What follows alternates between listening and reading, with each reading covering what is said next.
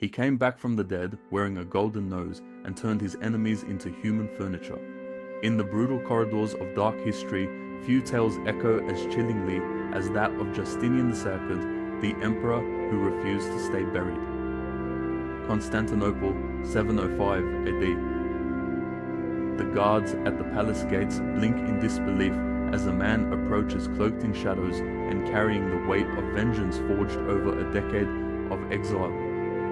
They had watched this same man, their former ruler, have his nose sliced off and be cast into oblivion 10 years earlier, a punishment so final in the Byzantine world that it effectively erased him from the possibility of power forever. But history, as this story proves, doesn't always follow the rules. This isn't just a story of emperors and crowns, it's a savage reminder that sometimes the dead don't stay dead and monsters are born from the ashes of humiliation. In the next minutes, you'll discover how a brilliant teenage emperor became a tyrant whose return would plunge an empire into blood and terror. You'll see why his name still whispers through the annals of the Byzantine Empire, haunting scholar storytellers and anyone who dares explore the shadowy line between genius and madness. This is the true story behind the emperor who came back from the dead, a tale soaked in betrayal, revenge, and the price of absolute power, a story so shocking it will make you question everything you think you know about justice, loyalty, and survival. Welcome to history's most brutal revenge. Imagine being 16 years old and crowned emperor of the Byzantine Empire, a realm stretching across 3 continents where a single mistake could ignite wars, topple cities, and bury your name in the blood-soaked pages of dark history. Justinian II wasn't merely the youngest emperor ever to rule Constantinople.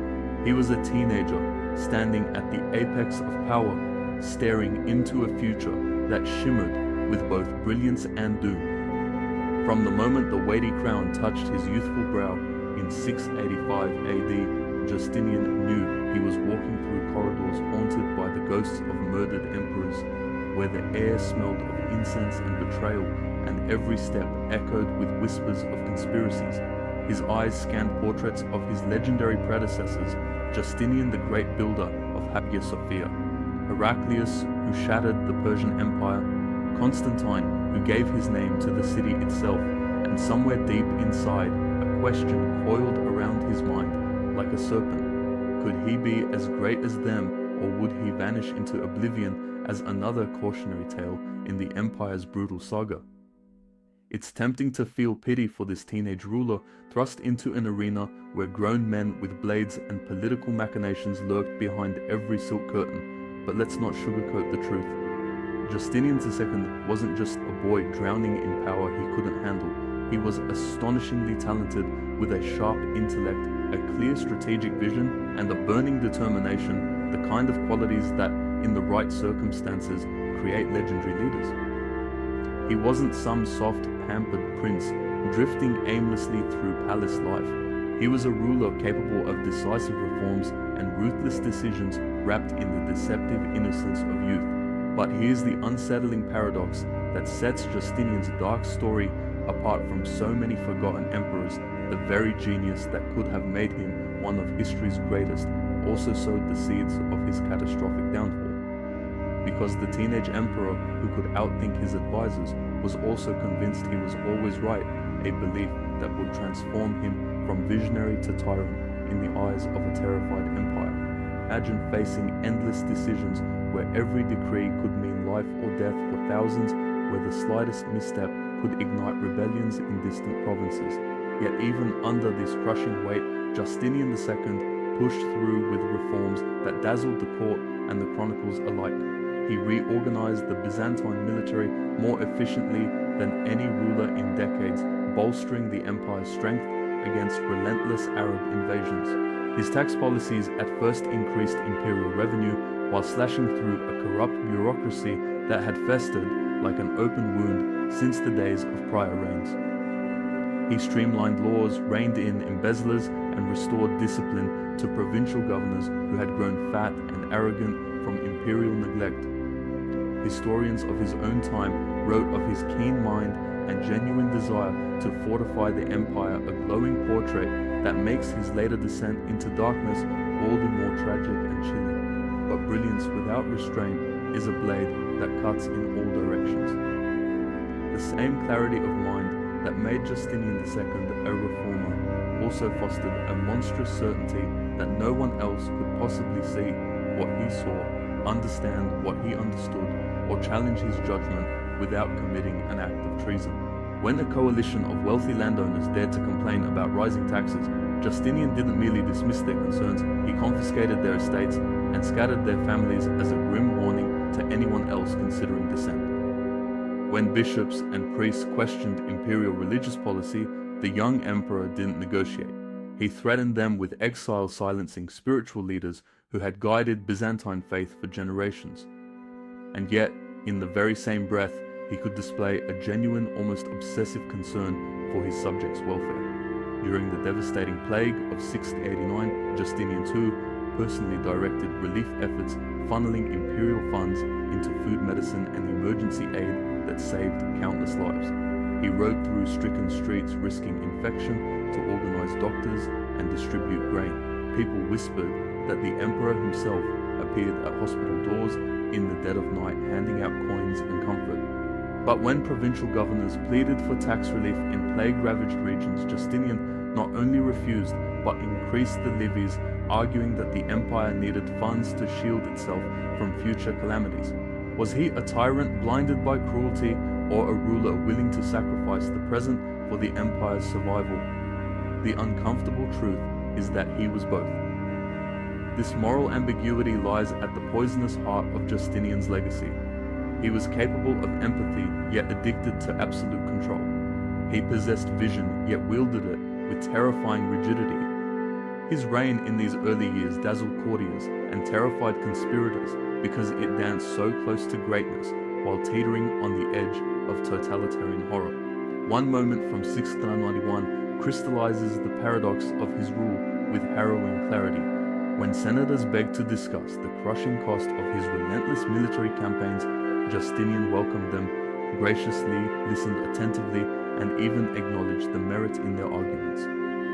Then, in a sudden twist, worthy of any dark history chronicle, he ordered 3 senators flogged for daring to question imperial authority, a punishment carried out in front of the entire court. To Justinian, he was being merciful by only punishing a few. To everyone else, he revealed himself as a man for whom mercy and terror were indistinguishable tools of power. For 7 years, Justinian's brilliance shielded him from open rebellion, and the empire held its breath, caught between admiration and fear. But in 692, the walls began to crack, and the perfect storm gathered over an empire that had been dazzled and slowly suffocated by the reign of a teenage emperor who thought he could save Byzantium with sheer will alone. And that's when the story shifts from uneasy brilliance into irreversible catastrophe as the spectre of betrayal begins to stalk the marble halls of Constantinople, whispering that even the empire's brightest mind could become the architect of its own doom. Power always seems invincible until the first cracks appear. For 7 years, Justinian II's blend of brilliance and brutality kept the empire suspended in a delicate balance between awe and terror. But in 692, reality crashed through the marble walls of Constantinople with the force of a battering ram. It began on a blood-soaked battlefield known as Sebastopol, where Justinian's supposedly loyal Slavic allies, the very troops he had personally integrated into his military reforms, suddenly defected to the Arabs mid-fight, turning a promising campaign into a catastrophic defeat. The news rippled through the empire like shockwaves through stone, shaking not merely the military ranks, but the very faith of the court in their emperor's destiny. One moment he was hailed as Byzantium's teenage genius. The next, whispers swirled that the emperor who thought he could rule with sheer will alone had proven dangerously mortal. The treasury bled dry as Justinian's costly wars drained gold reserves that were already perilously thin, and soldiers unpaid and bitter began deserting or selling their swords to the highest bidder.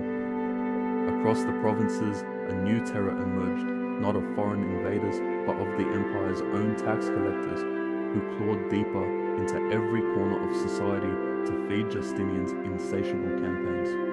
farmers abandoned fields, entire villages vanished into Arab lands, seeking lower taxes and the simple promise of survival. The teenage emperor who believed he could hold the empire together by force of vision alone now stood at the helm of a state whose seams were splitting under the weight of his own ambitions. And yet, in his mind, these were not signs of failure, but mere obstacles to be crushed. To Justinian, short-term suffering was acceptable so long as it prevented long-term catastrophe.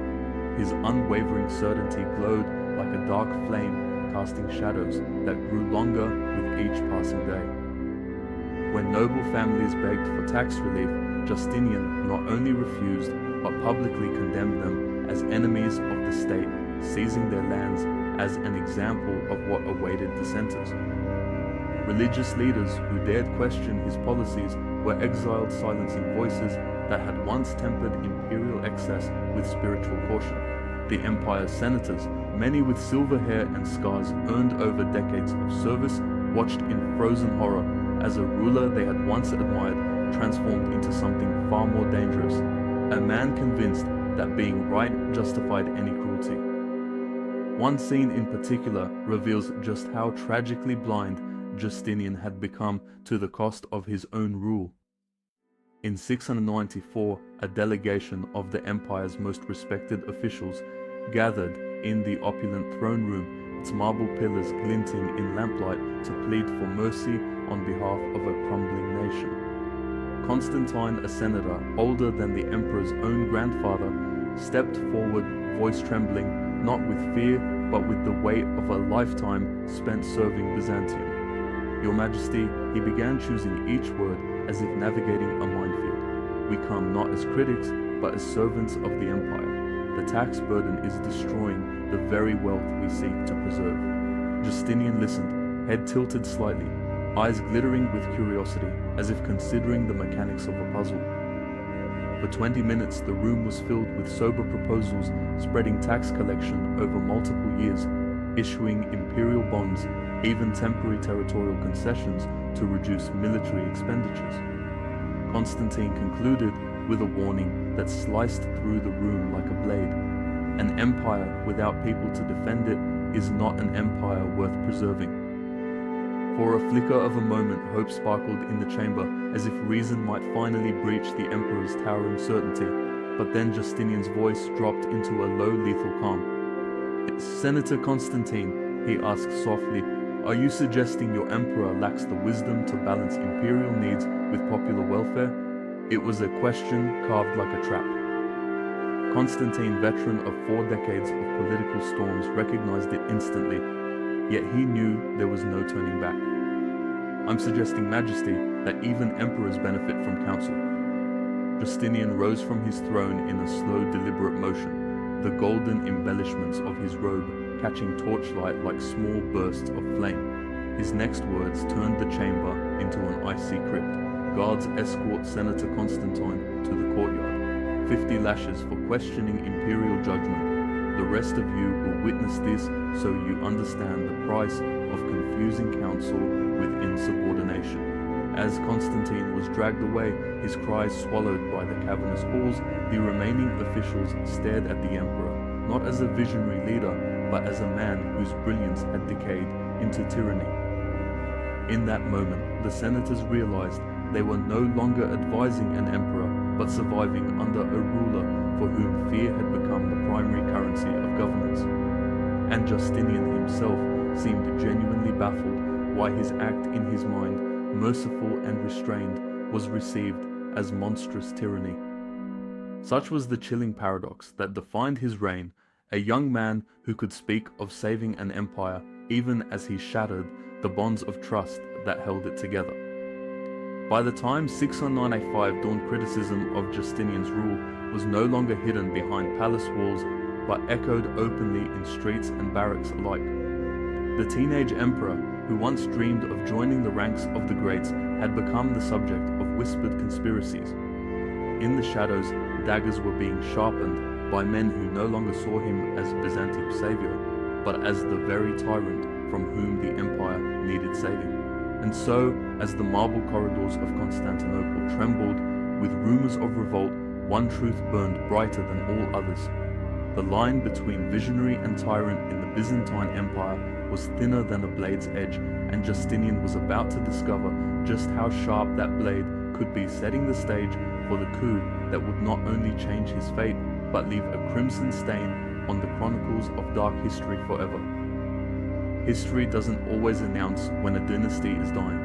Sometimes it simply takes the shape of a quiet conspiracy whispered in dark corridors by men who believe they're saving an empire. By 695, Justinian II had ruled for a decade, but his throne now rested on a bed of shattered trust and silent hatred. For all his brilliance, he had become the embodiment of an emperor who believed loyalty meant blind obedience, and who interpreted any plea for mercy as a personal attack on his wisdom. The empire bleeding gold and soldiers from endless wars and crushed under brutal taxation was approaching a breaking point, and the men who had once stood proudly at Justinian's side now gathered in secret, convinced that if they did not act, Byzantium itself would cease to exist. Among them was General Leontios, a man whose name would become seared into the chronicles of dark history. At 62, he was a veteran of countless wars against Arabs, Bulgars, Slavs, a man of iron discipline who had never once aspired to be emperor. He did not hate Justinian. In truth, he admired the emperor's vision and courage, but he also watched the empire fracture under the weight of policies that were brilliant in theory but catastrophic in practice. Leontios saw provinces erupt in revolt, watched soldiers go unpaid, and heard terrified citizens whisper that the only hope of salvation lay in removing the young emperor who had forgotten what it meant to be human. It was not ambition that drove Leontios and his fellow conspirators. It was exhaustion, the final bone-deep weariness of men who realized they could no longer serve both their emperor and their conscience, and so they plotted not as usurpers hungry for power, but as reluctant surgeons preparing to cut out a cancer before it consumed the entire body of the state. The final desperate attempt at reconciliation came in September 695, when the empire's most senior officials, grey-haired senators, high-ranking generals, respected clergy assembled one last time to plead with Justinian to moderate his policies. They offered plans to ease taxation proposals, to reallocate military spending, and even volunteered their own fortunes as collateral to stabilize the treasury. For a fleeting instant, hope flickered that reason might pierce the emperor's fortress of certainty. Justinian listened, questioned them intelligently, and gave every sign of a ruler willing to weigh the counsel of loyal servants. But the truth lurking beneath his calm exterior was that Justinian saw any suggestion of change as a betrayal. When Constantine, the seasoned senator who had served emperors since before Justinian's birth, dared to argue that an empire cannot endure without the loyalty and well-being of its people, Justinian's response was icy precision. Guards, he commanded, take Constantine to the courtyard. 50 lashes. Let the rest of you watch so you understand the price of confusing counsel with insubordination. In that single moment, the last threads tethering Justinian to his government snapped. Even the most faithful realized that they were not dealing with a ruler open to counsel, but with a man whose genius had curdled into tyranny. Leontios, who stood silent during this fateful audience, felt a final grim certainty settle over him. The empire could not be saved unless Justinian was removed. Over the next weeks, Leontios tried everything short of rebellion. He appealed to the emperors remaining in a circle, hoping someone might convince Justinian to relent. He even contemplated retiring to a monastery, thinking perhaps his departure would shock the emperor into reflection. But news from the provinces kept pouring in cities, revolting border defenses, collapsing Arab raiders, slipping deeper into imperial territory, entire populations fleeing, rather than face taxation more merciless than any foreign yoke. Finally, in October 695, the coup unfolded with chilling speed precisely because it was so reluctant. These were not ambitious conspirators eager to seize thrones. These were men pushed to desperation, believing they were performing a mercy killing for the empire. Justinian was captured not on a battlefield, nor in the midst of riots, but within the very palace he had once ruled like an invincible deity. The emperor who believed fear could hold his throne found himself alone, as even his personal guards, men whose families he had enriched with imperial favor, stepped aside when Leontios arrived. They did not draw swords, they did not defend the throne, they simply opened a path to their emperor and a fate more horrifying than death. Because in the Byzantine Empire, there was a punishment reserved for emperors deemed too dangerous to kill outright, a ritual known as rhinocopia, the cutting off of the nose.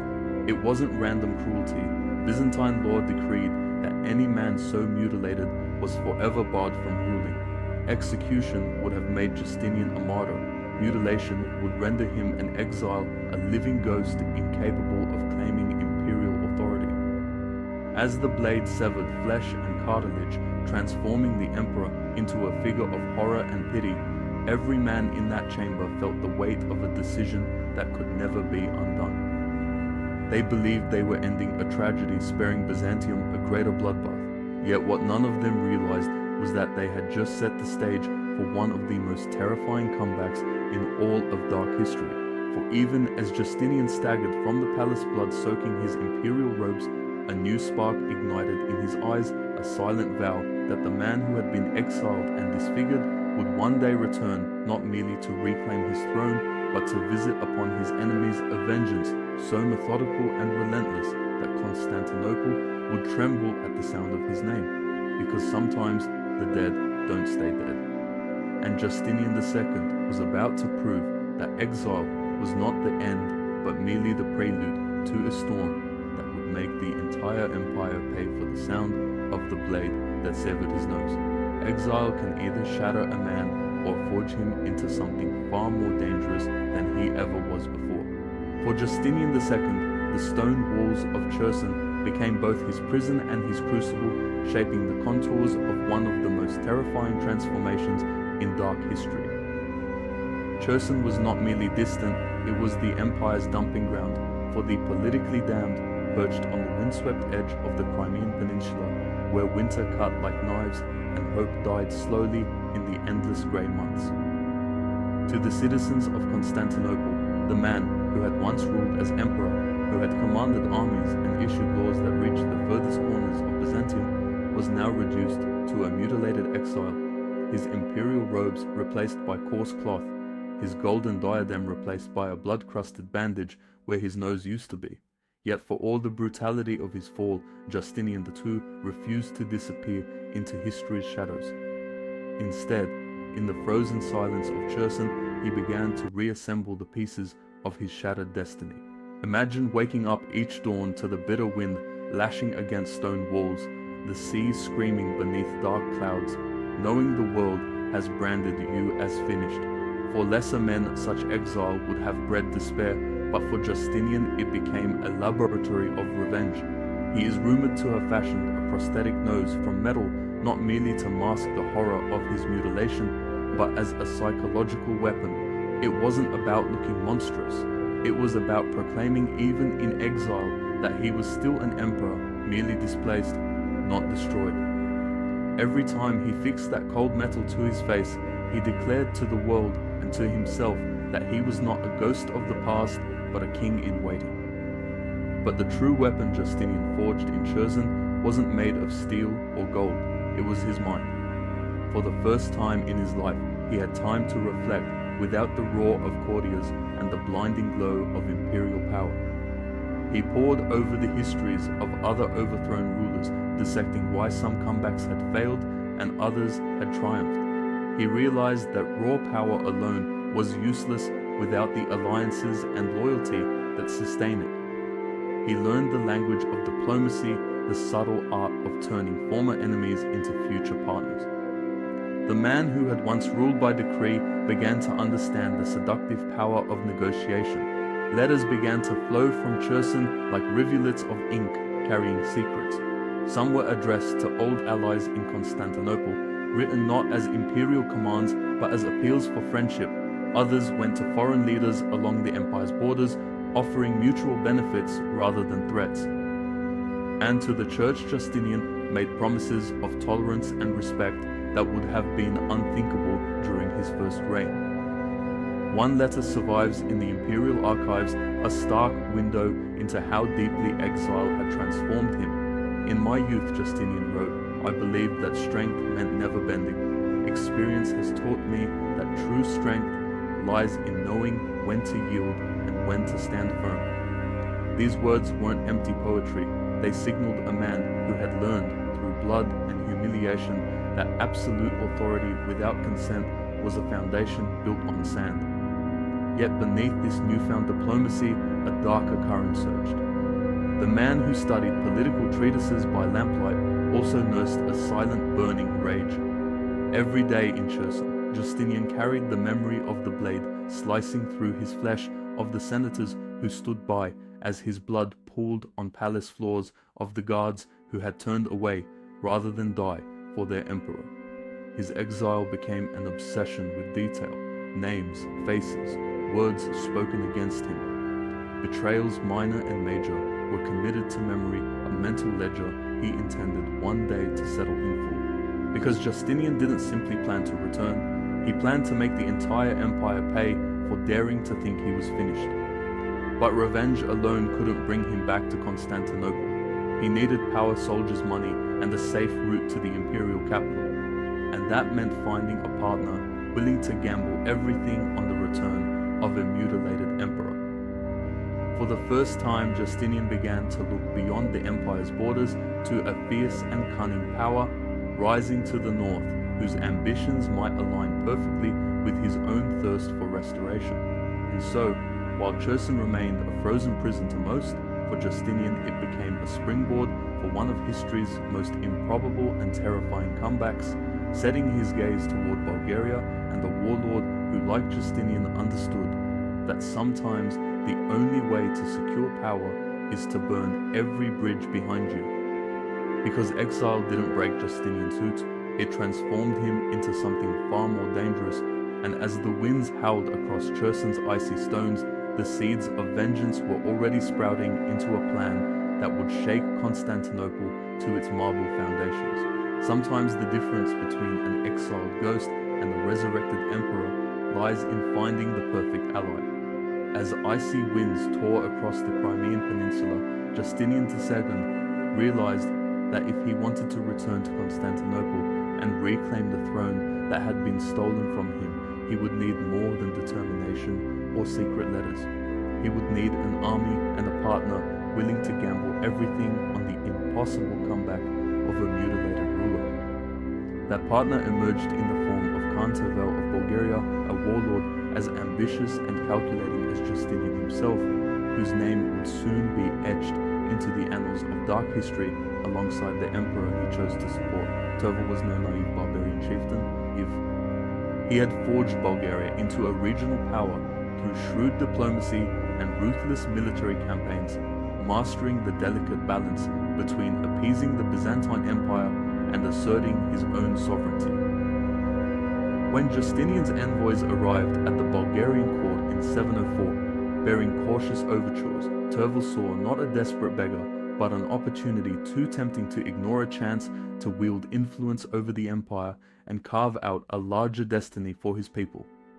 The negotiations that followed were not the frantic pleas of a dethroned ruler, but the measured, calculating discussions of two men who understood that power was best built on mutual need. For months, Justinian and Tervel's emissaries traded proposals, each maneuvering for advantage, while recognizing that this alliance could reshape the map of the Byzantine frontier. Justinian offered concessions that would have been unthinkable during his first reign marriage to a Bulgarian princess to cement the alliance through blood ties, lucrative trade agreements that would flood Bulgarian markets with Byzantine wealth, and most shockingly, recognition of Bulgarian control over disputed border territories.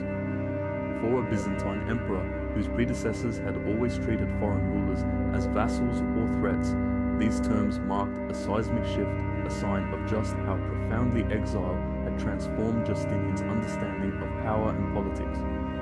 But perhaps the most significant promise was not about land gold or marriage. It was Justinian's pledge to treat Tervel not as a subordinate, but as a true partner an equal in the grand theatre of regional power. Gone was the arrogance of the teenage emperor who had once believed he alone could dictate terms to the world. In his place stood a man who had learned through blood and humiliation that alliances built on respect could achieve what brute force could not. Tervel, for his part, recognized the priceless value of placing a grateful emperor back on the throne of Byzantium. It wasn't merely about territory or trade, it was about positioning Bulgaria as a player of equal weight in the delicate chessboard of Eastern politics. And so, an agreement was sealed not in desperation, but in deliberate strategy. Tervel committed approximately 15,000 warriors to Justinian's cause, a force far from the savage hordes often depicted in imperial propaganda. These were disciplined soldiers experienced in siege warfare, cavalry tactics, and the brutal realities of fighting both Byzantines and Arabs. What made this alliance historically explosive was the unprecedented equality it embodied. For centuries, the Byzantine Empire had lorded over its neighbors, demanding tribute and obedience. Now Justinian's circumstances forced him to offer Tervel respect and concessions, signaling a new geopolitical reality in which Byzantium could no longer simply dominate through imperial arrogance alone. The man who once believed fear and force were the keys to empire had become a strategist who understood that sometimes survival demanded bending, even bowing, to secure a path forward. But under the surface of this newfound pragmatism, Justinian's burning fury remained. Even as he inked treaties and offered smiles, he carried the phantom pain of the blade that had severed his nose and the icy rage against those who had humiliated him. His alliance with Tervel was not simply about reclaiming a crown, it was about preparing for the day he could make every conspirator pay, transforming his list of enemies into a toll of blood that would make Constantinople tremble. And so, as spring thawed, the snows of Cherson Justinian began to assemble his forces, blending Bulgarian warriors with the handful of loyalists who had never abandoned his cause. His letters became bolder, signaling to secret allies in Constantinople that the impossible was now inevitable. Whispers spread through the empire that the dead emperor was returning, that the man with the golden nose would soon stand again in the palace halls where his blood had once stained the marble floors. It was a comeback so improbable it should have remained fantasy. But Justinian II had already learned that in dark history, the line between the impossible and the inevitable often blurs, especially when driven by a man who remembers every betrayal, every slight, every whispered word against his name. And as the banners of Bulgaria fluttered beside his own Justinian, prepared to march south, not merely to reclaim his throne, but to forge a reign even darker than the one that had cost him his nose. Because the emperor who came back from the dead wasn't coming home to forgive, he was coming home to make sure no one ever dared to betray him again. And as his armies began the long journey toward Constantinople, the question that haunted every shadowed corridor of the empire was simple. What happens when the monster you tried to kill rises from the grave stronger, smarter, and more determined than ever to finish what he started? There are moments in dark history when the impossible becomes reality, and the very sight of a man thought buried sends shockwaves through an empire. In the summer of 705, Constantinople awoke to a nightmare that no one, least of all those who had orchestrated his downfall, believed could ever come true. Justinian II, the mutilated emperor with a golden nose, was at the gates of his own city, leading an army that bore both the scars of exile and the promise of vengeance. The dead had come back, and he was not merely demanding his throne. He was demanding retribution. For months, rumors had swirled through the marble corridors of the Imperial palace, whispered by trembling courtiers who could scarcely believe the reports trickling from the north. They spoke of a man in exile forging alliances with barbarian kings of a golden prosthetic nose, glinting like a sinister beacon of letters arriving in secret to old supporters in Constantinople, signed with the imperial seal of Justinian II. But even as the rumors grew, few truly believed that the emperor, once humiliated and disfigured, could raise the forces required to challenge the might of Byzantium itself. The empire's rulers Leontios and his successor Absimar had convinced themselves that rhinocopia was an end beyond reversal, that the blade which had severed Justinian's nose had also severed his claim to power. They were wrong, because Justinian hadn't merely survived exile. He had transformed it into a crucible from which he emerged, harder, smarter, and far more dangerous than the impetuous youth who had once ruled, with a mixture of brilliance and blind cruelty. His return wasn't the reckless charge of a desperate man, but the precise execution of a plan years in the making, woven together from diplomacy, espionage, and sheer psychological warfare. As his army approached Constantinople, led by 15,000 disciplined Bulgarian warriors, Justinian's agents within the city worked tirelessly to smooth his path. Gates were opened in the dead of night. Guards loyal to Leontios simply vanished or stood aside, unwilling to die for an emperor whose reign was already crumbling under the weight of corruption and military defeats. There was no pitched battle, no walls battered into dust by siege engines. Instead, Constantinople awoke one morning to discover that the palace, once the seat of power for emperors who claimed dominion over 3 continents, had changed hands without a single decisive clash. The man they had exiled, the ruler whose mutilation was supposed to mark him as permanently unfit for power, now stood once more at the heart of imperial authority. And the citizens of Constantinople, tired of instability, hungry for decisive leadership, and haunted by the failures of the regimes that had tried and failed to replace him, were willing to give him a second chance. Because nothing terrifies a city like weakness at the top. To them, Justinian, even disfigured, represented something they craved more than mercy strength, but they could not yet fathom the price that strength would soon exact. Imagine the sight: Justinian too, older and leaner, his eyes sharper, his face partially masked by the gleam of a golden prosthetic nose, stepping into the great halls where his own blood had once stained the marble.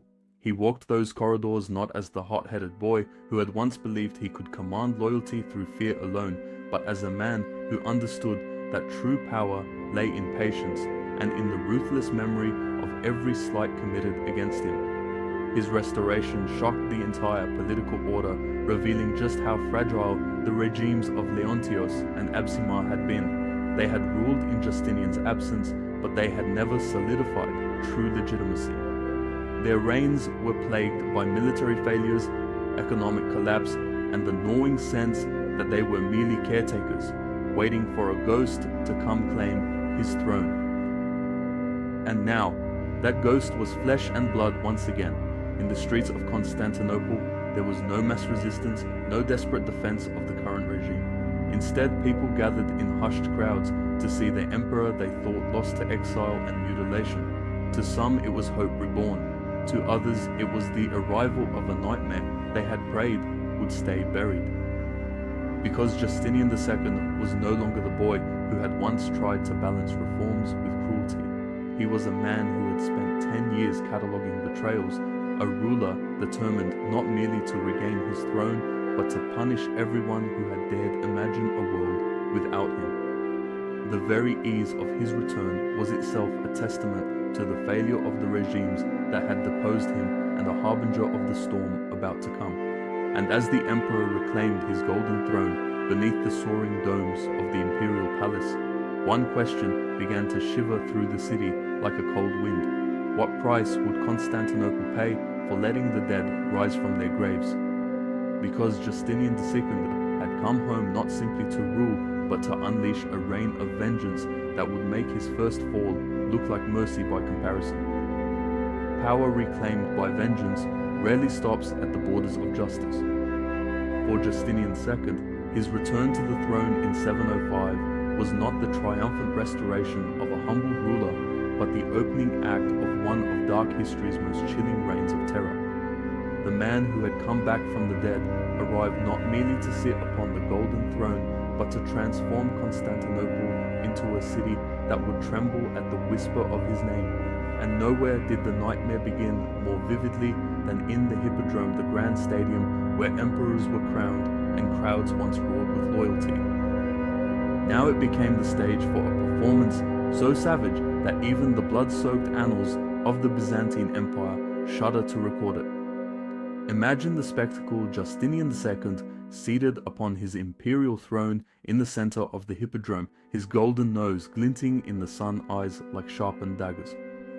Before him knelt Leontios and Absimar, the two men who had ruled during his exile, forced to prostrate themselves at his feet.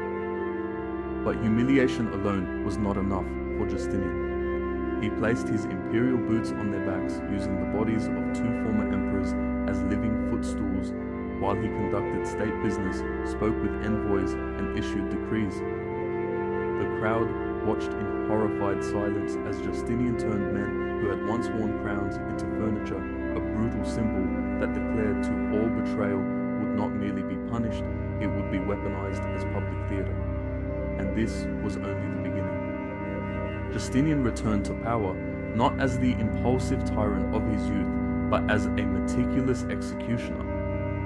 For 10 years in exile, he had crafted a list with precisely 847 names, each one marked as a traitor, a conspirator, or merely someone who had failed to mourn his downfall with sufficient fervor. He called it the hunts. Every dawn, Justinian would select 10 names from his ledger. By sunset, 10 heads would be delivered to the palace courtyard. But what made this terror even more horrifying was its psychological precision. Justinian did not execute his enemies immediately. Instead, he kept them imprisoned, forced to watch others die first, sometimes for days each morning, wondering if this would be the day their name was called. "This is what awaits you," Justinian would whisper to his prisoners. "You have time to think about what you did to me. Use it wisely." Constantinople became a city that held its breath. Shops closed early, children ceased playing in the streets because the funeral processions never stopped. Even the vibrant markets, once filled with traders from every corner of the known world, were hushed spaces where merchants conducted business in whispers, terrified that an offhand joke might reach imperial ears. And they had reason to fear. Justinian's intelligence network had become monstrously efficient. It was said he knew not only who had plotted against him, but who had laughed at jokes about his mutilation, or who had failed to shed tears at his exile. One chronicler tells the story of a baker who was executed because he had dared to name a bit of bread Justinian's nose, a jest overheard by a single customer who later became an informant. This was the terror of Justinian's second reign. Nothing was too small to escape punishment, but perhaps the most harrowing instrument of his revenge was what came to be called the tax of blood. It wasn't enough for Justinian to kill his enemies. He demanded that their families pay for the crime. Parents were forced to bring their children's savings to the palace as restitution for disloyalty. Widows had to surrender their dowries to compensate for their husbands' supposed treachery. And in the most grotesque twist of all, families were required to attend the executions of their loved ones and publicly thank the emperor for his justice. Refusal meant joining the doomed list themselves. There is one account, almost too monstrous to believe, of Senator Anastasius. After speaking against Justinian during the 695 coup, he was executed and his family stripped of all possessions. A year later, on the anniversary of Anastasius's death, Justinian invited his widow and children to a palace feast where they were forced to dine beside their father's severed head, preserved and displayed as part of the table's decor. When the widow broke down in sobs, Justinian leaned closer and asked in a voice as cold as steel, "Are you not grateful for our generosity in allowing you to dine with your husband one final time?" Even Khan Tervel, the Bulgarian warlord who had helped Justinian reclaim his throne, began to recoil at the magnitude of the emperor's vengeance. Chronicles record that Tervel sent anxious messages to Constantinople, pleading for moderation, only to receive a chilling gift in return: the heads of 10 Bulgarian prisoners dipped in gold leaf, accompanied by a note that read, "So you understand the price of questioning imperial justice." Tervel reportedly confessed to his advisors, "I helped create a demon. I fear we cannot control what we have done." Justinian's paranoia spiraled so far that even his closest allies lived in terror, never knowing whether a casual remark might earn them a place on the hunts. Guards spied on each other, servants listened at doors. The great palace of Constantinople became not merely a seat of empire, but a labyrinth of whispered betrayal and constant fear. The city that had once shone as the jewel of the Byzantine world was now a place where the shadows themselves seemed to breathe threats. And yet, behind this all-consuming reign of terror, Justinian remained convinced that he was saving the empire that only absolute fear could secure the throne and prevent another betrayal. But fear, like poison, has a way of seeping into every corner of power, weakening the very structure it seeks to protect. And as the blood continued to flow through Constantinople's marble courtyards, another conspiracy began to stir, a silent storm gathering in the hearts of men who believed that the only way to save the empire now was to end Justinian's rule forever. Even the most terrifying reigns eventually sow the seeds of their own destruction. By 711, after 6 relentless years of executions, terror, and blood tax, Constantinople was a city trembling under the weight of its own silence. The streets were emptier than they had ever been, not because foreign invaders threatened the gates, but because its people were suffocating in a climate of fear so intense that even shadows seemed to whisper accusations. Merchants fled, noble families disappeared overnight. The empire that Justinian II claimed he was saving was now gasping for breath, and behind its marble facades, a new conspiracy coiled itself around the heart of the state, waiting to strike. The man destined to become the final dagger in Justinian's story was Philippicus Bardanes, an Armenian general whose name would become yet another inscription in the ledger of dark history. What makes Philippicus's role so haunting is that he was not one of Justinian's original enemies. In fact, he had been among those who had supported the emperor's return, even participating in some of the early purges meant to stabilize the empire. But 6 years of systematic terror broke something deep inside him. Philippicus, like so many before him, reached a point where loyalty to the emperor could no longer coexist with loyalty to the empire itself. The conspiracy he led wasn't born from personal ambition or a hunger for power, but from a desperate conviction that Justinian had become a monster who would never stop killing until someone stopped him first. It is a tragic echo of the very forces that had deposed Justinian once before men convinced that saving Byzantium required an act of political assassination. Yet this time, Justinian was no naive teenager, vulnerable to capture in his own palace. The man who ruled in 711 was a creature forged in exile, paranoia, and revenge. He had learned from his earlier downfall and surrounded himself with layer upon layer of guards, spies, and informants. He trusted no one completely, not even those who tasted his food or guarded his chambers. His intelligence network was a web of terror so dense that conspirators had to whisper their plots in catacombs beneath the city to avoid detection. But the truth is that even the tightest networks can't contain the tremors of widespread disgust. By 711, the empire had grown exhausted of blood. The once glorious capital had become a city of mourning, where mothers refused to let their children sleep alone for fear of the nightmares conjured by the name Justinian. The emperor, who had once declared himself the savior of Byzantium, was now the author of its darkest chapters, and so Philippicus moved, gathering allies who could no longer stomach the sound of nightly executions. Yet Justinian, ever watchful, did not wait to be captured again. When word reached him of Philippicus's rebellion, the emperor did what few expected. He armed himself and rode out to meet his enemies in open battle, determined that if he fell, it would be with sword in hand rather than chained and humiliated once more. The final battle took place at a location called Soap, a brutal clash that was not simply a military engagement, but the culmination of years of rage, betrayal, and survival.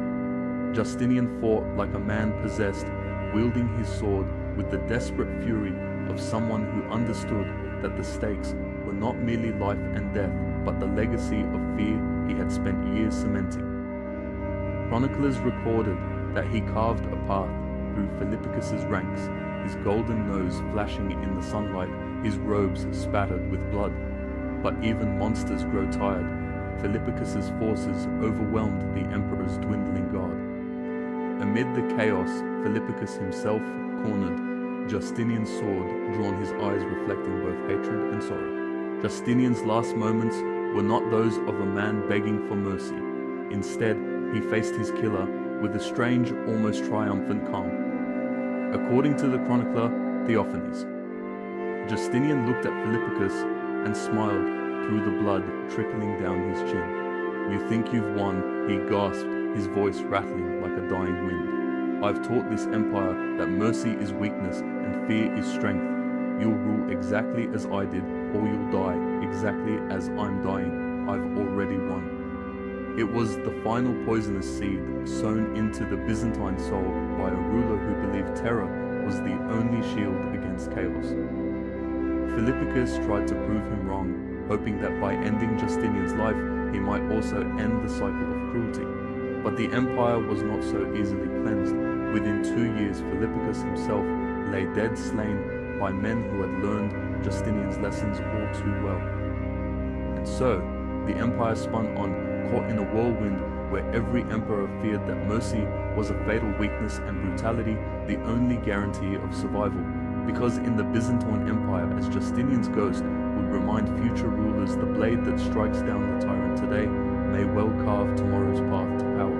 And as the blood of emperors seeped into the marble streets of Constantinople, the real question left hanging over the empire was this: could Byzantium ever break free from the shadow of a man who taught it to survive by becoming the monster, or would Justinian's reign become the template for every ruler who followed, echoing through the corridors of power long after his body lay still upon the battlefield? Some legacies are measured in monuments, others in blood, and Justinian II's legacy was written in the nightmares of an entire empire. His story did not end with his corpse cooling on a battlefield. It lingered in the air of Constantinople, like the smell of iron and fear infecting every ruler who would come after him. Because Justinian II did more than reclaim his throne. He redefined the very nature of power in the Byzantine Empire, leaving behind a blueprint so dark and effective that even his enemies could not escape its logic. Before Justinian's return, Byzantine coups, however, brutal, followed certain unwritten rules. Dethroned emperors were usually exiled, sent to monasteries, or forced into quiet retirement. Mass executions were rare, and political transitions, though violent, often stopped short of total annihilation. But Justinian changed all of that forever. He taught the empire that incomplete vengeance invited future rebellion, and that mercy was a dangerous indulgence for any man who wore the crown. Philippicus Bardanes, the general who struck Justinian down, tried desperately to prove him wrong. After seizing power, he offered pardons to surviving supporters of Justinian, hoping to heal the wounds that had bled Byzantium nearly dry.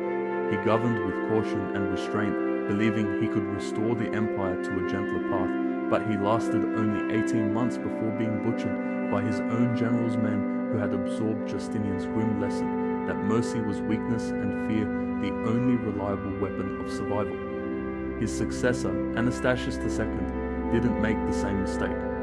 When faced with a minor rebellion in 713, he didn't negotiate or grant pardons. Instead, he ordered mass executions of every rebel and their families, and even the neighbors who failed to report suspicious conversations. The rebellion ended swiftly, but so did any hope that the empire might return to its earlier traditions of restrained governance. From that point forward, every emperor ruled under the specter of Justinian's shadow. The empire descended into a cycle of suspicion and bloodletting, where each new ruler either purged his rivals swiftly and mercilessly, or found himself overthrown in the same violent fashion. The Byzantine political machine became an Ouroboros, a serpent devouring its own tail because no one could afford to show mercy. Even Leo III, who would eventually stabilize the empire in 717 and found a dynasty that would last for centuries, did so by embracing Justinian's ruthless methods. Leo employed systematic surveillance, preemptive eliminations, and cultivated a court atmosphere so drenched in paranoia that conspiracies found no fertile ground in which to grow. Ironically, Lear is remembered as one of Byzantium's most successful rulers, but his success rested on the same foundations of terror that Justinian had poured with blood. It purged his enemies, reclaimed his throne, and momentarily stabilized the empire through fear. And that is the twisted genius of his story. He became a tyrant, not merely out of cruelty, but because he believed the alternative was annihilation. And in the centuries that followed, emperor after emperor adopted his methods, convinced they were the only shield against chaos. The story of Justinian II is a reminder that the line separating savior and monster is razor thin, and often by the time you realize you've crossed it, there's no one left to tell you except the shadows holding knives. It's a tale that forces us to wonder how much of Justinian lurks inside all leaders and inside ourselves whenever we convince ourselves that the ends justify the means. The question isn't whether she was evil, it's whether she might have been right. Because sometimes the darkest truths in history are the ones that make terrible sense. In the end, Justinian II's life forces us to confront an uncomfortable truth that the seeds of tyranny lie hidden not only in palaces but in the human heart. His story teaches us that even noble intentions can curdle into monstrous cruelty when power and fear become the only tools we trust. But history also reminds us that awareness is our first shield, that by studying these dark chapters, we guard ourselves against repeating them. So ask yourself, in moments of fear, would you choose mercy or survival at any cost? Let me know your thoughts in the comments, because your voice makes these forgotten stories matter. If you found yourself haunted or fascinated by the rise and fall of the emperor who came back from the dead, save this video, share it and hit subscribe right now so you'll never miss the hidden truths lurking in history's shadows. Let's keep the conversation alive, because sometimes the only way to defeat the monsters of the past is to speak their